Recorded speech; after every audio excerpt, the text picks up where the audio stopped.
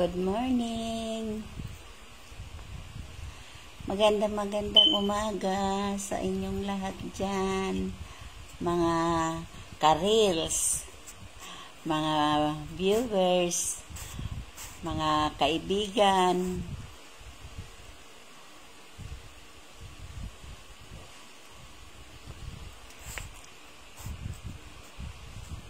Magandang umaga.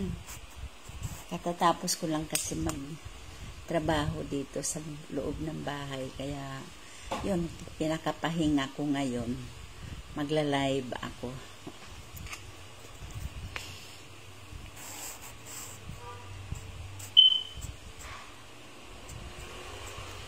Si 22 years old na ako, pero minsan hirap lumakad. Minsan naman, nagagawaan ko ng paraan yung sarili ko na para makapag kilos-kilos ako dito sa loob ng bahay. Kasi ayaw ko kasing humantong na magiging lumpo ako.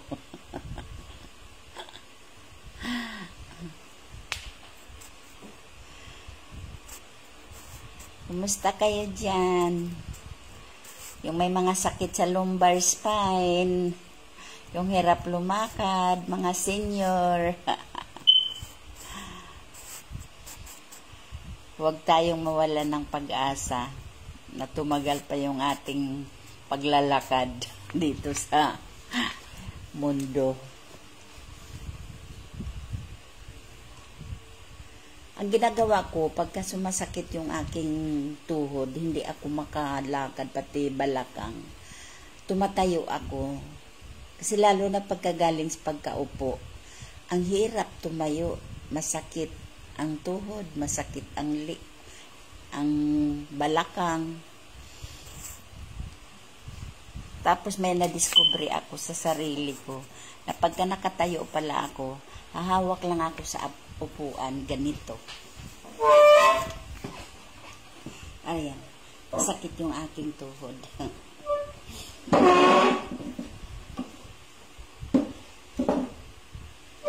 Hahawak lang ako dito sa upuan. Pagkatapos, gaganyan. Yan, gaganyan lang ako. Yan. Maya mawala na yung sakit ng aking. Dito yung balakang.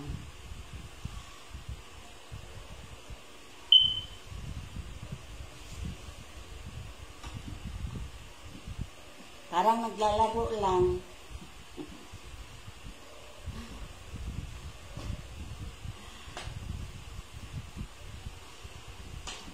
Ang hirap kasi pagka hindi ka makakilos. Malungkot ang buhay pagka lagi ka na lang nakaupo, nakahiga. Magandang umaga. Ganyan lang ang mga senior na mahirap tumayo, mahirap lumakad, masakit ang balakang, masakit ang lumbar spine. Tumayo lang kayo, hawak kayo dito sa upuan. Pagkatapos, ganyan lang ang gagawin, nakatayo, nakahawak sa upuan. Tapos, ganyan-ganyan nyo lang yung inyong katawan. Parang i-stretch yung likod. Nawawala yung sakit ng tuhod at saka balakang. Kaya ako nakakapaglakad-lakad din dito sa bahay. Pagka medyo okay na, yun, magtatrabaho na ako. Ganito na lang ginagawa ko sa araw-araw. Dati hindi ko kasi alam na ganito ang ang remedy ng masakit ang tuhod, masakit ang... Hello po! Maganda umaga! Amor Balaris. Shout out sa inyo lahat!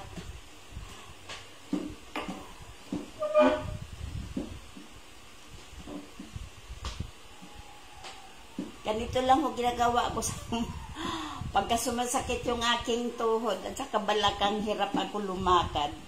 Kasi minsan nakakalimutan ko, sabi ng doktor sa akin, bawal ako yumuko kasi may problema ako sa lumbar. Kung minsan nakakalimutan ko, lalo na pag nakikita kung may dumi sa sahig, may dumi sa CR, Kaya kailangan linisin o dadamputin. Yun, maalaala ko nakayuko na ako. Ituloy na lang. Ngayon, para mawala yung sakit sa likod. Kasi pagka sumakit yung balakang mo dito sa yung lumbar spine, sabay sumasakit yung tuhod, yung parang di ka makalakad. Pero ang ginagawa ko ngayon na discovery ko, ganun lang ang exercise. Yan. Nakakawala ng sakit.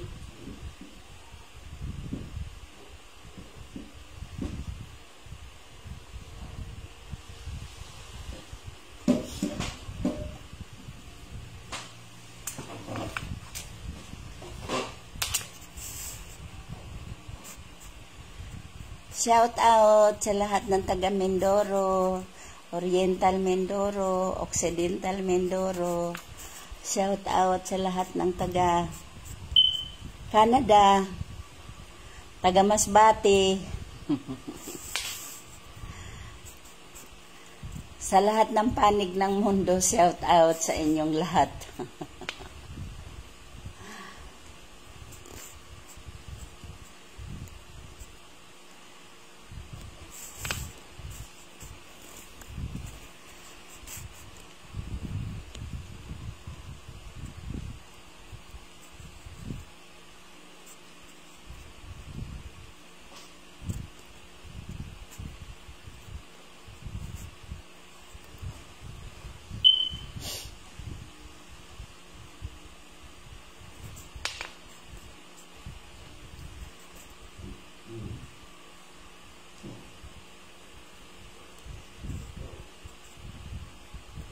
Paputol-putol nga ho yung aking connection sa internet.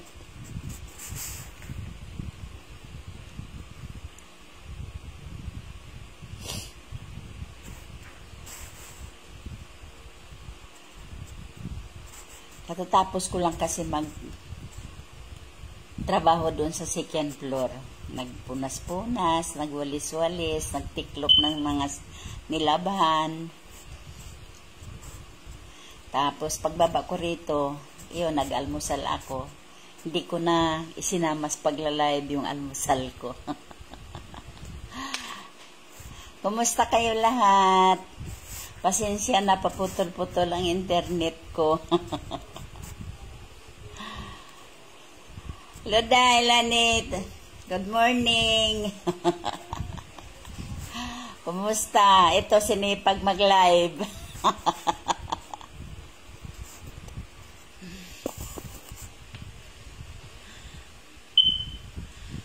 Kuminsan kasi sumasakit yung aking lumbar, hindi ako makalakad. May time talaga na hirap ako tumayo, hirap ako lumakad. Ngayon na-discover ko, tatayo lang, tapos parang naglalaro lang, ganyan-ganyan yung tiyan para gumalaw yung likod, yung ugat. Tapos nawawala yung sakit ng tuhod at saka yung likod, yung balakang. Kaya, masaya naman ako pagka nakakalakad ako ng maayos. Hindi nga lang nakakatagal. Kaya binilhan ako ng mga anak ko ng wheelchair na di kuryente. Lalo na pagka pumunta kami sa mall, hindi ako makakalakad ng ayos. Kasing ganda mo, Day.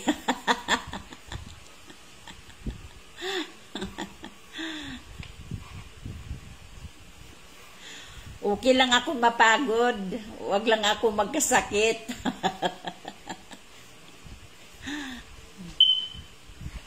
Nakakahiya naman mag-utos.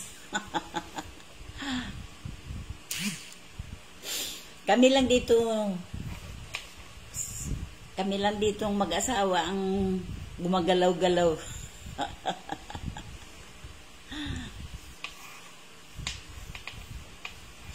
Minsan, dalawa kami, tulong-tulong sa paglaba. Kunti lang din naman. Marami ang labahan. Pagkalabahan namin yung kubrikama at saka mga punda ng unan.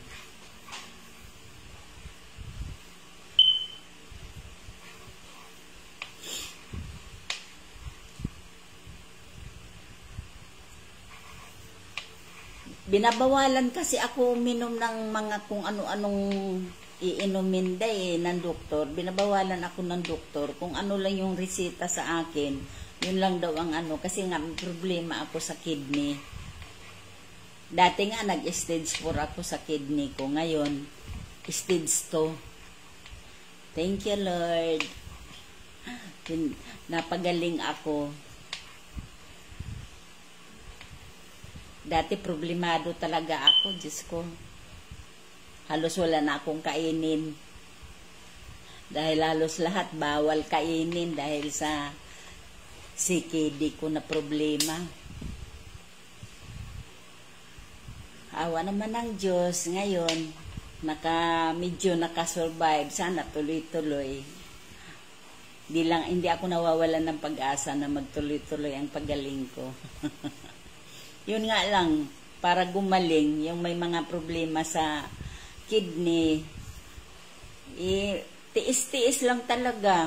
Huwag talaga kumain ng mga karne. Lalo na yung baka, baboy, yung manok, huwag na kainin ang balat. Huwag kumain ng maalat. Kasi ngayon nga, stage 2 na ako. Minsan sinusubukan ko kumain kasi dati nung stage 4 ako, muntik na nga ako i-dialysis. Kaya lang sabi ko, baka pwedeng obserbahan muna. Ayun, within 6 months, gumanda-ganda yung kreya ko, yung creatinine ko. Kaya, awa ng Diyos, medyo umuki yung pakiramdam ko. Pagka stage 4, ang daming bawal, pati mga prutas day. Halos ang lang, pwede mong kainin, cherries lang. Ay, ang mahal pa ng kilo.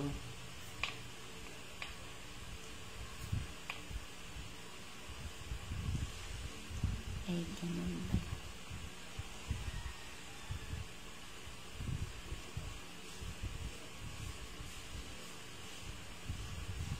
Oo ba, punta ka dito sa amin.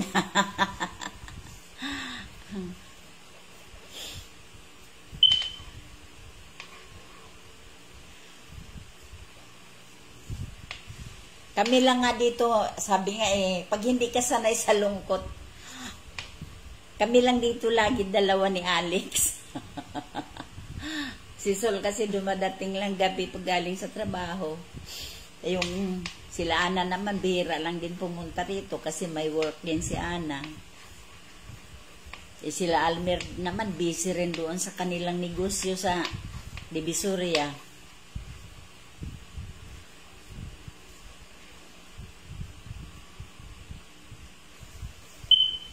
Ang hirap pagka tumanda pala.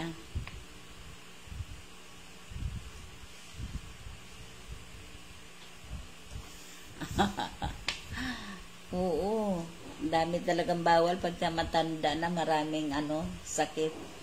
Pero sabi ng doktor, pagka edad mo raw, bata ka pa hanggang 40, pwede ka pa kumain ng yung pakunti-kunti lang. Pero pag ka na, lampas ka na ng 40 pataas, talagang hindi mo na gawin yung ginagawa mo dating kain, bata ka pa.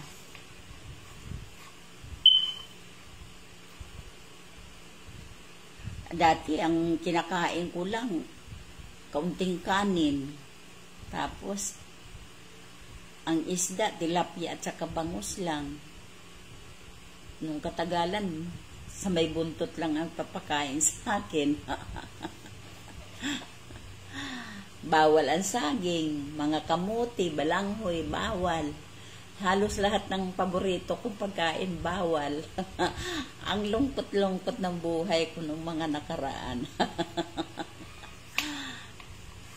Pero nalampasan, tiis lang talaga, tiyaga. Ngayon, tumaba na naman ako. Kasi kaka-opera ko pa lang ng gallbladder ko. Eh, bawal pa mag-exercise. Kahit na kunti lang kakainin mo, wala ka kasing exercise. Pumupunta talaga lahat sa katawan mo. Taba ang tumutubo.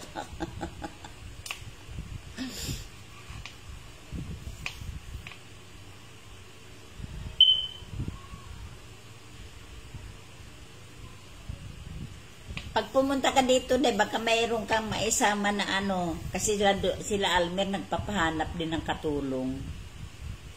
Kasi nga, pasukan na naman sa June. Kaya, hirap na naman sila mag-asawa dahil 3 yung anak. Eh, mga magsisipasok na. May tindahan pa sila sa 168. Oo, dahil naoperahan ako sa gallbladder ko. Ay, magkano ang mahal pa naman.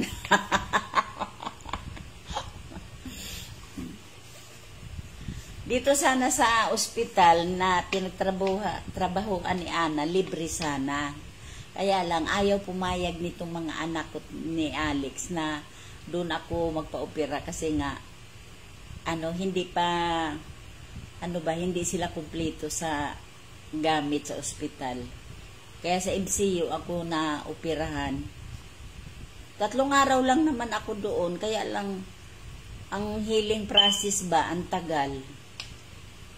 Nga 3 months naman naghilom na yung sugat. Kasi open surgery ako. Hindi yung laparoscopy.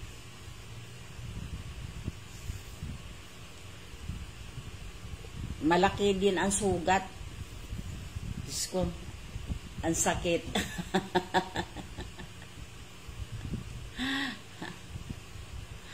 May anak ka kasi, papaano ba yan? Nag-aaral yung anak mo. Tsaka malulungkot ka dito sa amin dahil tayo lang dalawa dito lagi mag-uusap.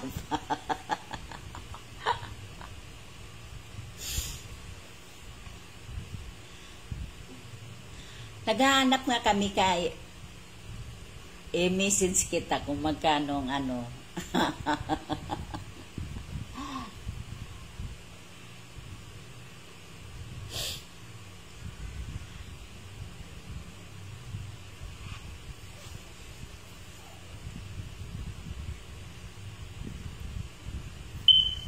Saka mapapagod ka dito sa amin. Akyat baba ka dito sa taas. Ako, minsan lang ako makaakyat doon sa rooftop hanggang 3rd floor. Dito lang ako. Sa baba hanggang 2nd floor. Hindi ako pwede umakyat doon sa Nakaya ko naman umakyat hanggang tuktok. Kaya lang, pagka nakababa ako, mga 3 araw hanggang 1 linggo, hirap na ako lumakad kasi sumakit na yung buo kong katawan, pati lumbar ko, pati yung tuhod ko, apektado.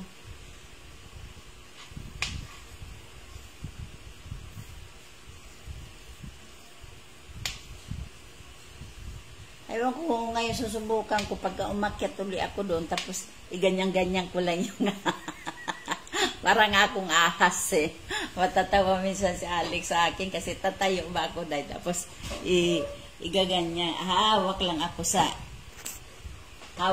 dito sa upuan. Tapos gaganyan ba ako? Gaganyan yan. Yan. Masakit yung nawawala yung sakit sa balakang. Pati nga pag upo ko, pagka hindi ko gagawin yung ganon, ang sakit yung lalo na dito sa kanan kong alak-alakan. Para bang tumitigas yung ugat. Tagos doon sa balakang, ang sakit.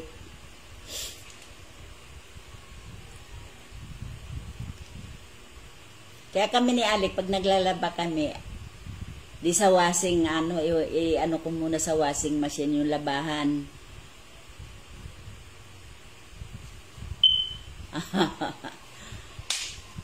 Pagkatapos ko kusutan doon sa washing, kasi hindi nga ako kontento ng washing lang. Kinukusutan ko pa yan, day. Pagka nakusutan ko, di babanlawan na lahat. Si Alec na ang magbabanlaw kasi hindi ako makaupo sa mababa na upuan. Ayun, tapos tulong-tulong nga kaming dalawa. Pagka i-dryer na, siya ang magda-dryer, ako tagalagay sa hanger, siya tagasungkit sa bayan.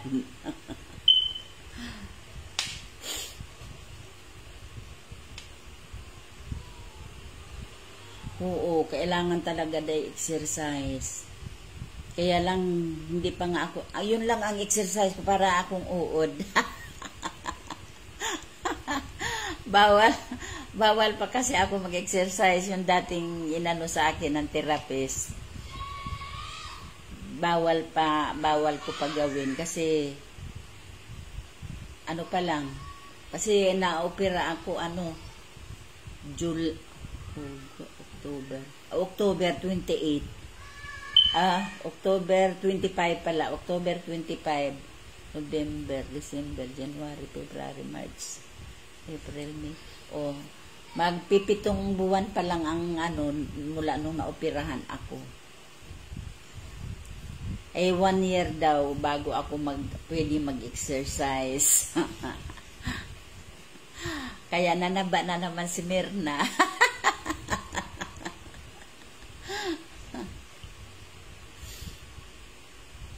Kahit hindi naman masarap ang pagkain namin, tabain talaga ang lahi namin.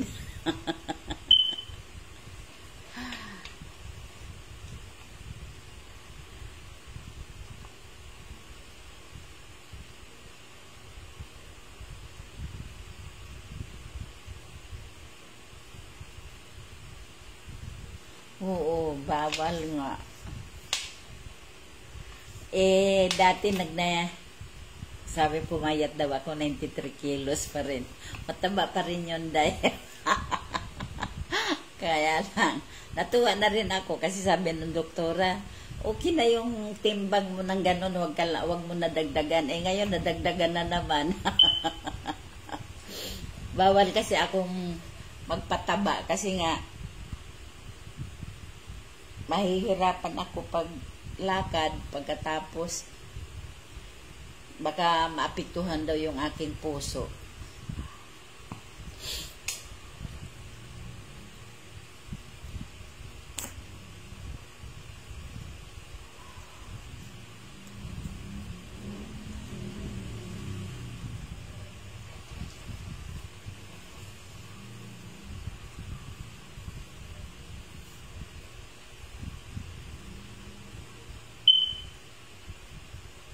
Ano mga balita dyan, day?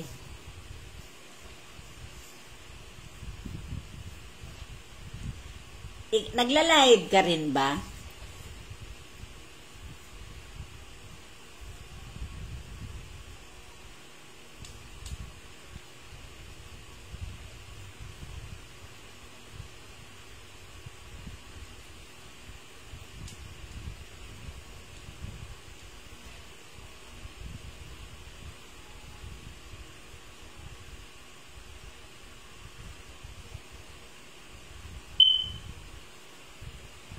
Baka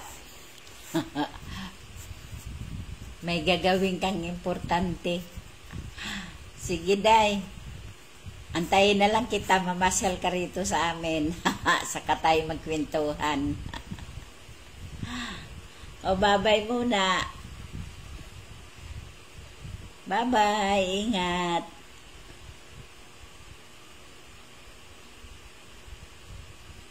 Bakit? Busy.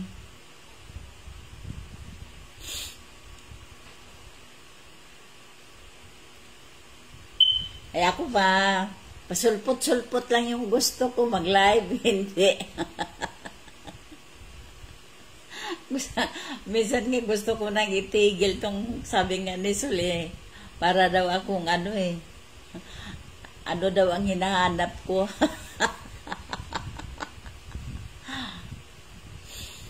Sabi ko natutuwa lang kasi ako mag-reels.